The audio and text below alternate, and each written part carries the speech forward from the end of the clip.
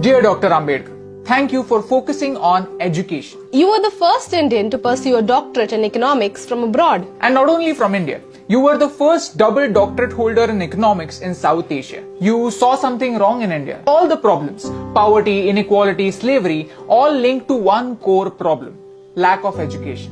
And you realized that only good education can change our obsolete mindset.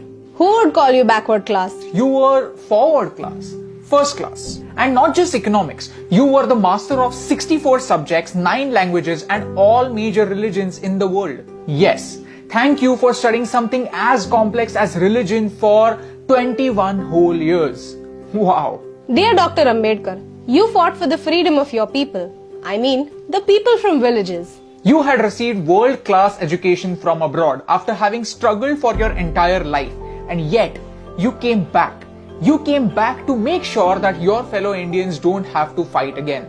Let me tell you a small story from Mahad, a village in Maharashtra where the untouchables were denied access to clean drinking water. You arranged a peaceful satyagraha and gave the right to clean water to the people in your community.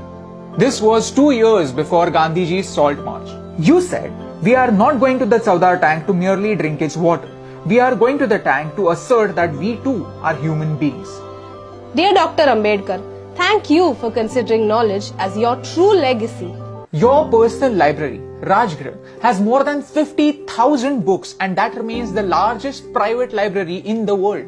Dear Dr. Ambedkar, we as Indians were lucky to have a scholar like you to guide us and write our constitution. Building a nation is a mammoth task and it was a victory for you, your passion for education and the people of India that you took up this task. If you have a job, you have to thank Dr. Babasaheb Ambedkar because he changed the working hours from 14 hours a day to 8 hours a day. Mondays would have been even more blue had it not been for Babasaheb Ambedkar. Today, on one hand, we have the social evils of casteism in the backward parts of India, and on the other, we have something like reservation, which was intended to create equality, to create equal opportunities. I feel sad that both these issues are not addressed correctly but used as vote banks by our leaders. Leaders, I don't think leaders is the right term. I don't think they are leaders, they are politicians because they play games with us. And no matter who wins, India loses.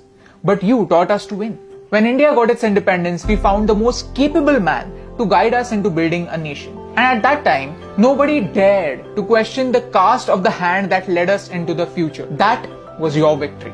Your caste, your religion, your last name only determines how you start the game. But how you finish it depends only on you. Your pen was your weapon, your mind was your sword, and your knowledge was your shield. The Ashok Chakra in our flag, the one that adds a little bit of blue in the saffron, green and white, that's your contribution.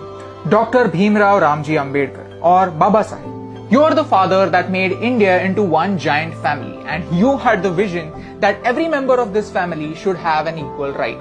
Every member of this family is an equal member. Today, I want to remember you and your work because we need it. We need to realize that all of our problems have only one permanent solution: good education. Not the one that remains in the books, but the one that reflects in our action. You showed us how. And that's the reason why I love India.